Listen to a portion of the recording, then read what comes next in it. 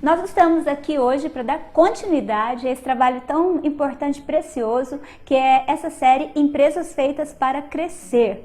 E na nossa última aula nós falamos sobre números, sobre a importância de você ter os números da sua empresa e a partir do momento que você tem esses números, você precisa fazer algo com eles. E foi dessa forma que nós terminamos a nossa última aula.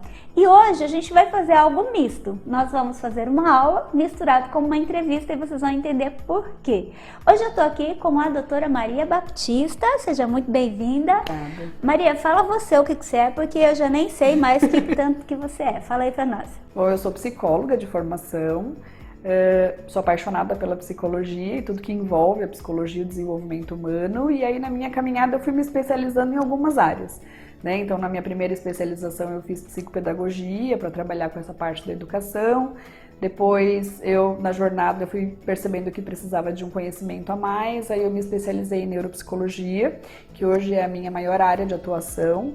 Eu faço avaliação neuropsicológica, que auxilia os médicos nos diagnósticos dos transtornos do neurodesenvolvimento ou até mesmo de outras questões neurológicas, E ao longo do tempo eu não paro de estudar, Você sabe disso, eu gosto muito de estudar e há alguns anos eu me deparei com a análise do comportamento aplicado, que é o tal do ABA, e comecei a estudar. Então hoje eu faço mestrado dentro da análise do comportamento e trabalho como analista do comportamento. Então hoje eu atuo basicamente na avaliação neuropsicológica e na análise do comportamento aplicado. Então hoje eu diminuí um pouco as minhas horas de atendimento, de terapia individual, e por conta da clínica, que eu acabei tendo que abrir na dimensão desse negócio, e aí hoje eu administro, faço avaliação, faço mestrado. Então por isso que eu pedi para ela explicar, gente, porque eu não ia guardar tudo na cabeça mesmo, então é isso. Então, além de desenvolver o trabalho, como psicóloga, a Maria também hoje é uma empresária. E o que demandou, o que gerou essa necessidade de abrir a clínica foi o crescimento do trabalho, Maria? Sim. Agora, sabe por que eu fiz questão de convidar a Maria para estar aqui conosco? Porque a Maria, ela tem algo que se identifica muito com muitas pessoas. Quando a Maria começou o seu trabalho, alguns anos atrás, ela começou como uma boa parte das pessoas começam, fazendo algo que ela se identificava, fazendo algo que ela acreditava e fazendo de uma maneira pessoal e quase que autônoma, Sim. E como qualquer pessoa, você ouviu o que ela disse, eu gosto de estudar. Quem gosta de se desenvolver, consequentemente vai crescer. E aí os atendimentos começaram a crescer e tal, e a Maria, começou aí a desenvolver relacionamento com outros profissionais, convidando essas pessoas para vir trabalhar com ela. E aí, a partir do momento que você tem o envolvimento com outras pessoas, ou você começa a trabalhar como autônomo, a empresa, ela se torna algo natural. Não é nem tão pensado, Ela brota, nasce. Na verdade surgiu de repente mesmo. No início, eu me uni com 5 colegas, e nós tínhamos uma sala para 5 pessoas.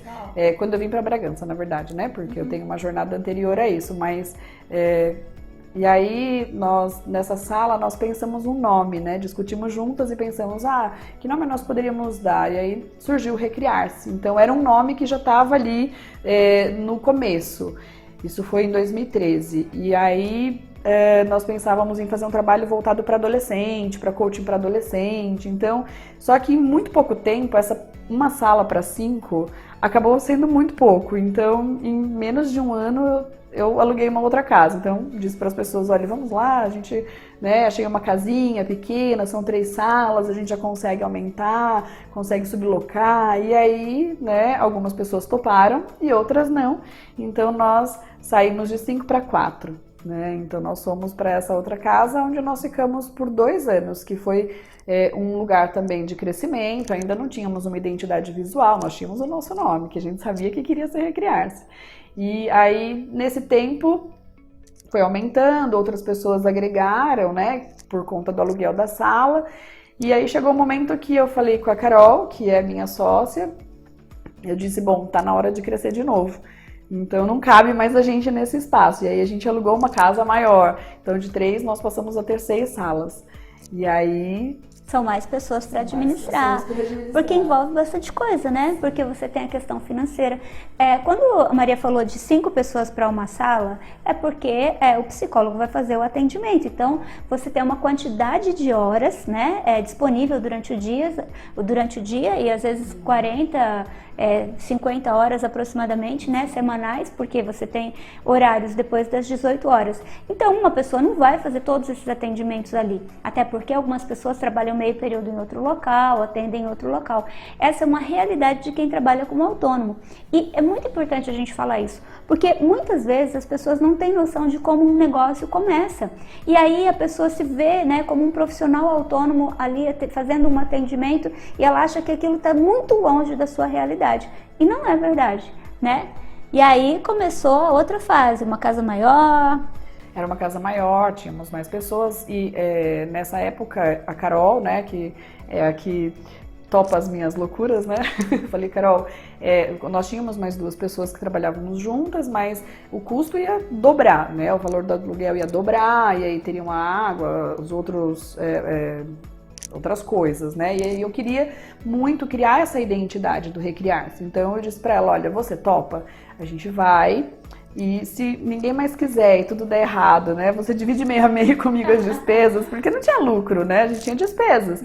E aí ela disse, não, topo. E eu disse, bom, então vamos investir. Então vamos virar um negócio, né? Vamos criar uma identidade. Aí nós contratamos uma profissional do marketing para desenvolver o nosso logo, criar nossa identidade visual. Começamos a nos profissionalizar ainda de uma forma muito tímida, porque continuávamos como pessoas físicas, sem ter nenhum tipo de gestão de negócio, sem ter a menor noção do que era um negócio. A gente tinha os nossos atendimentos individuais, trabalhávamos em outros lugares também e gerenciávamos a clínica, que era uma casa que cada um tinha uma chave, atendia os seus próprios pacientes, não tinha recepcionista, não tinha telefone, não tinha nada disso. A gente tinha uma identidade na porta, né, uma placa, um Facebook, um Instagram, e que cada uma ia alimentando de uma forma. Nós fizemos um folder com os nomes dos profissionais que atendiam ali e começamos a sublocar as salas. Então, o que foi muito bacana é que a casa se pagava pelo aluguel, né? Então, de ter outros profissionais ali, já ia pagando aluguel. Teve muito pouco tempo que algumas pessoas acabaram saindo e que nós arcávamos com o custo total do aluguel. Mas por bastante tempo a casa se pagava pelo aluguel. Tinha uma rotação, né, de pessoas, porque aí outros profissionais se agregaram, nutricionista, então psicopedagogo, outras áreas acrescentaram e a gente foi ficando conhecido de alguma maneira, né? E as parcerias, elas foram surgindo. A gente já tinha uma parceria com a Santa Casa Saúde, né, que é o convênio, e aí a demanda foi aumentando, até que chegou um momento que... Peraí, segura aí que eu quero falar algumas coisas aqui que eu acho bem importante. Bom, gente, a primeira coisa é que quando a gente começa a se avaliar como empresa, nós precisamos definir algumas coisas. Se a gente vai continuar sendo apenas uma pessoa, né, um trabalho informal, se a gente quer continuar caminhando sozinho ou se nós vamos criar uma estratégia de crescimento. Quando a Maria, né, chega para sua até então colega de trabalho, né, e faz uma proposta, ela está dizendo o seguinte: vamos mais longe? E embora aqui isso não seja de uma maneira técnica, a Maria, ela já cria um cenário. Havia um cenário realista, um cenário pessimista e um cenário otimista, que é isso que nós precisamos ter em mente quando nós vamos fazer uma ampliação de um negócio ou a criação dele. Qual é o cenário pessimista? Se tudo der errado, o que é que eu vou fazer? Então, quando nós vamos fazer um planejamento estratégico, a criação de cenários ela é fundamental. Então, tipo assim, olha, a ideia desse negócio é que a gente vai faturar X, né, 200 mil por mês, certo? E nós vamos precisar investir quanto? Beleza, mas e se tudo der errado? O que é que vai acontecer? E a gente tem que ter um plano para que, se tudo der errado, o que é que a gente vai fazer? A gente não pode não, eu não quero nem pensar se der errado. Lógico que ninguém vai fazer uma coisa para dar errado, mas você precisa ter um plano, porque se alguma coisa der errado, você precisa saber o que fazer. Então essa é a criação do cenário pessimista. E aí você tem a criação do cenário realista. Poxa, eu quero faturar 200 mil, mas Não sou tão conhecido ainda, vou desenvolver parcerias, pode ser que eu comece a fase inicial do meu negócio com 50 mil, com 100 mil. Então, esse é um cenário realista. E aí nós temos o cenário otimista, que é o melhor dos mundos, né? Que é aquele que a gente quer que aconteça, que puxa, realmente vai dar tudo certo, a gente vai faturar 200 mil. Maria, né, junto com a Carol, então começaram de uma maneira embrionária essa empresa que é o Recriar-se. E aí o que aconteceu, né? Mesmo tendo um planejamento de uma maneira mais simplificada, elas começaram a entender, a Maria, né, tem esse olhar empreendedor aí, já percebendo, falou, poxa, vamos alugar uma casa pequena.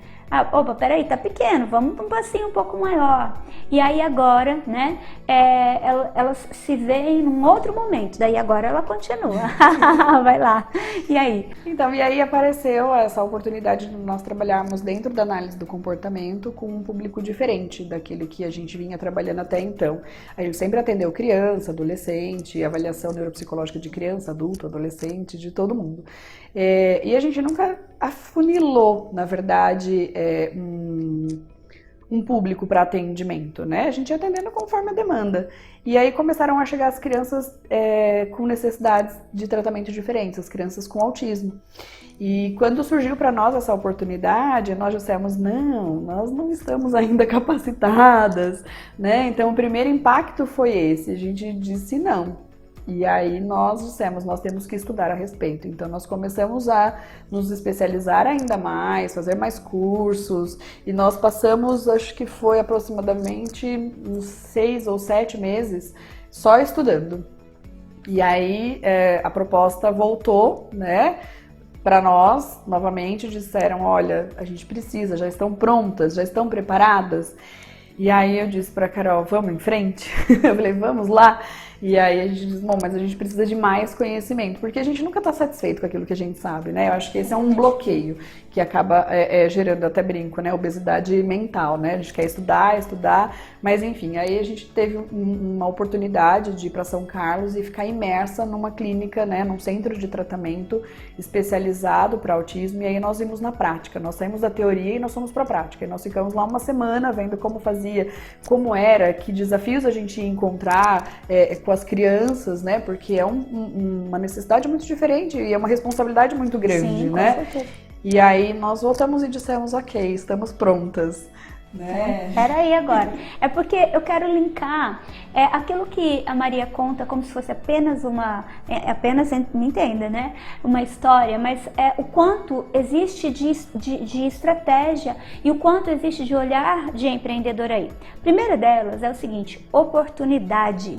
Guarde essa palavra. A oportunidade de vez em quando vai passar na nossa frente. E aí você tem que decidir se você vai agarrar ou se você vai deixar ela passar. Muitas vezes nós vamos encontrar muitas pessoas na nossa vida que vão falar, puxa, se eu tivesse feito isso, se eu tivesse feito aquilo, isso é o quê? Deixar a oportunidade passar. Muitas vezes nós vamos precisar nos arriscar. Lembra dos 4 mitos que nós falamos em uma série anterior? Que as empresas precisam se arriscar. E às vezes nós vamos precisar arriscar sim. De uma maneira ponderada, né? Quando chegou a proposta pela primeira vez, puxa, mas eu não estou preparado para isso. Mas o que elas fizeram? Cruzaram os braços, se lamentaram, quem dera, puxa, se a gente pudesse... Não, peraí, existe uma coisa que nós chamamos de nicho. Existe uma demanda, né? Uma vez nós estávamos conversando e eu falava, Maria, existe uma demanda reprimida aqui, né? Então, isso é o que? É um nicho, é você criar um nicho. Então, quando elas atendiam as mesmas coisas, né, praticamente, que as outras pessoas, eram concorrentes iguais. Quando ela começou a se especializar em alguma coisa, a gente chama isso de criar um nicho ou subnichar, né? Você ir afunilando o seu público-alvo. Quanto mais você afunila diante do seu público-alvo, mais diferenciação você consegue e mais especialista, mais autoridade você se torna com relação àquilo. E é isso que faz com que você se torne o número 1 em uma área específica. No caso da Maria, né, da Clínica Recriar-se, tem se tornado com relação ao autismo, né? Hoje, praticamente, a demanda, o trabalho de vocês uma boa parte é com eles, né? Sim, na verdade hoje 90% da nossa demanda é com autismo. né? Nós realmente abrimos aqui em Bragança um espaço específico para esse tratamento, especializado para esse tratamento, com profissionais que estão com foco nesse tratamento. Então nós ainda temos, né, os aluguéis das salas, a gente ainda tem profissionais que atendem na psicoterapia individual de crianças e de adultos, mas a nossa demanda, minha e da Carol particularmente, é praticamente 90% voltada para o desenvolvimento das crianças. Agora, conta pra nós, Maria, como é que foi esse momento, porque você falou, puxa, a gente foi pra uma casa maior, a gente, né, buscou se profissionalizar e tal, e aí surgiu essa nova oportunidade, e aí a necessidade de se tornar mais profissional de fato apareceu. Aí agora era hora de um outro passo. Conta um pouquinho desse momento. Aí foi o momento de chamar a Dione. Nós começamos, inicialmente a gente tinha acho que 12 pacientes, e como a intervenção é uma intervenção intensiva, né? Então nós tínhamos essas crianças praticamente todos os dias ali no consultório, nosso espaço ficou pequeno de novo, né? Então nós não tínhamos mais espaço. Então eu falava para Carol, a gente vai ter que arrumar um espaço maior, porque cada semana chega uma nova criança, então a gente precisa de um espaço maior. E a Carol, né, a gente tem um ponto de equilíbrio, então eu sou extremamente, né, ousada e vou, e ela é mais ponderada e me freia, né, mais conservadora, então ela me freia. E aí ela falou, não, mas olha, a gente tem que ver, porque tem os custos, porque aí nós começamos a contratar pessoas, né, então eram outros profissionais que estavam trabalhando para nós. Então... ou seja, já começou o custo fixo, né? Então, se antes você tinha uma divisão de valores, agora o custo fixo já se torna uma realidade. Eu já tenho, entre aspas, uma folha de pagamento, aluguel, água, luz, telefone. E lembrando, né, custo fixo é tudo aquilo que eu pago, independente se eu vender ou não. E aí... aí a gente teve que pôr secretária, porque eram muitas pessoas movimentando na clínica o dia todo. E aí um dia eu tava andando pela cidade, né, e passei em frente a um lugar que eu já namorava há algum tempo, e tinha uma placa de aluga-se. E aí eu até tava com meu filho, eu falei, anota esse telefone. Ele falou, mãe, imagina, esse lugar é muito caro, esse lugar é muito grande. Eu falei, eu sei, né, porque quando eu voltei para Bragança, depois, né, que eu saí de Bragança, casei, estudei, me formei, voltei para Bragança, acredito que 2009 ou 2010 aproximadamente, eu alugava uma sala nesse lugar para atender em terapia individual. E eu já conhecia o espaço, e aí eu pensei, poxa vida, é o espaço que a gente precisa, tem o número de salas o suficiente, a divisão do local, dá para colocar no andar de baixo aquilo que a gente precisa das intervenções, no andar de cima, e aí já comecei a vislumbrar a clínica. Então eu cheguei para Carol e falei, Carol, tem um lugar que a gente podia visitar. E aí ela disse, aonde? Aí ela falou, imagina. Eu falei, vamos ver, você não conhece? Vamos lá ver, é só ver, né? Sem compromisso. E aí peguei a chave na imobiliária, levei ela pra ver, e aí a gente começou a olhar pro lugar, eu falei, imagina aqui a recepção, imagina aqui essa sala, e aí a gente foi imaginando os lugares. E ela falou, nossa, mas o aluguel era tipo muito, mas não muito maior do que aquilo que a gente poderia pensar em pagar. E aí eu disse, bom, né, nos outros lugares que nós estamos sondando para ver um espaço maior, tá girando meio que quase que em torno de R$1.000 cada sala, né? E aí ela lançou um preço. Ela falou, se eles fizessem, né, pelo menos por esse, aí eu peguei a isca, né, falei, ok. Então, porque eu tava esperando ela me dar alguma coisa que a gente pudesse negociar. E aí eu falei, ok, então eu vou fazer uma proposta. Não, mas eu falei, vou fazer uma proposta. Aí fui lá na imobiliária e fiz uma proposta. E eles aceitaram. Aí, né, começou a ansiedade, a falta de ar, né? Dione, socorre, né? Aí a gente chamou a Dione, né, para poder ajudar a gente a ter realmente tudo isso no papel, porque... e aí quando a Dione veio e mostrou pra gente os cenários, as possibilidades, mostrou o planejamento a curto prazo, a longo prazo, e aí foi possível visualizar isso na prática, eu falei pra Carol, o máximo que pode acontecer é a gente morrer no zero. Né? Assim, cenário pessimista. Pessimista, assim, o pior das condições é essa. Aqui também é muito legal pelo seguinte, quando você precisa sonhar. O empreendedor, ele precisa sonhar, porque se você não sonhar, você vai viver sempre as mesmas coisas. E esse sonhar não significa necessariamente que você vai lá e vai simplesmente fechar o aluguel de um prédio que é maravilhoso, que é 6 vezes mais do que aquilo que você paga hoje. Mas olha os passos aqui, como foram interessantes. Vamos avaliar, vamos chamar alguém para nos ajudar a pensar junto? Por quê? Porque não é o meu core business, não é o meu negócio principal. Meu negócio principal é atender pessoas e eu preciso saber disso. E o que a gente fez? A gente criou cenários. Porque se eu aumento a minha capacidade produtiva, eu aumento a minha capacidade de faturamento.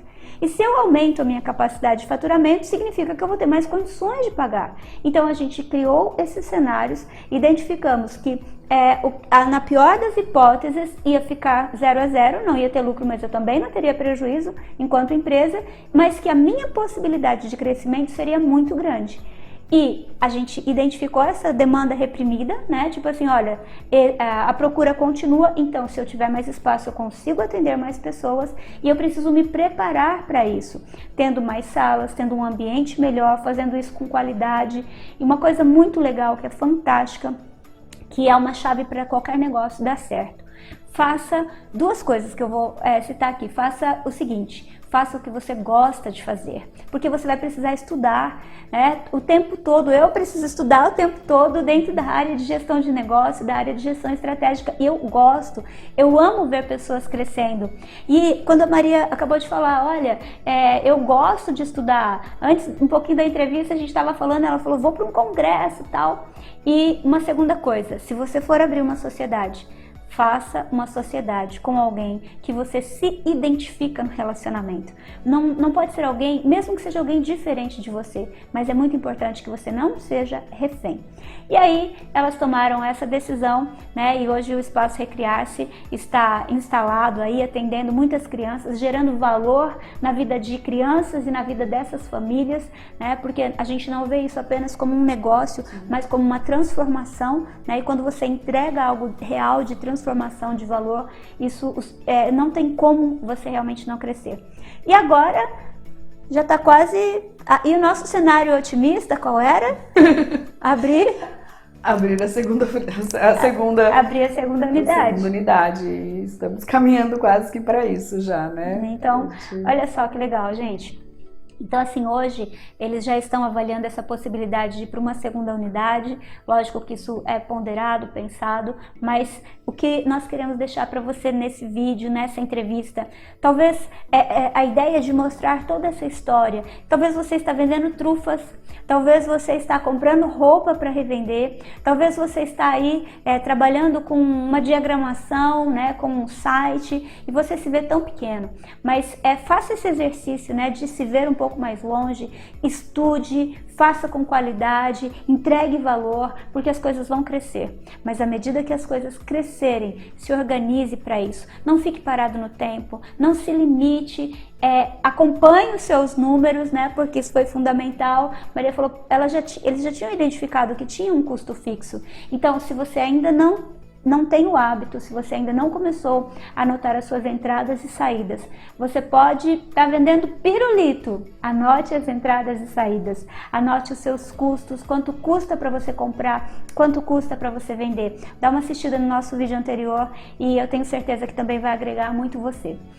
É isso aí, Maria, muito obrigada, né? Sucesso para você, que vocês continuem aí abençoando, né? Porque isso é abençoar famílias e abençoar essas crianças também. Eu acho que é muito isso que você disse, né? Sonhe, deseja. Eu acho que quando a gente sonha, quando a gente imagina uma realidade, como eu sempre brinco com os meus pacientes, né? Nosso cérebro é como um GPS.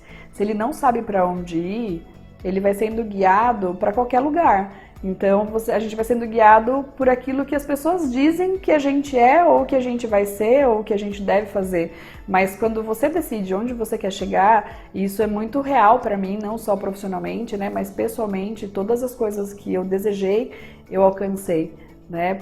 Porque eu sou boa? Não, né? Porque eu sou persistente, porque tenho esperança, porque eu acredito sempre no melhor cenário, como a Johnny disse, sem esquecer do pior. Então é olhar para a realidade, mas não perder o sonho, né? Porque eu acho que o dia a dia, o pessimismo, o cenário econômico do nosso país sempre vai nos levar para a desistência. Então não olha para isso, né? Olha para o teu alvo, olha para o teu objetivo, olha para o teu sonho e imagine num mundo ideal, né? Onde tudo é possível, o que depende de você e só de você para que esse sonho se torne realidade.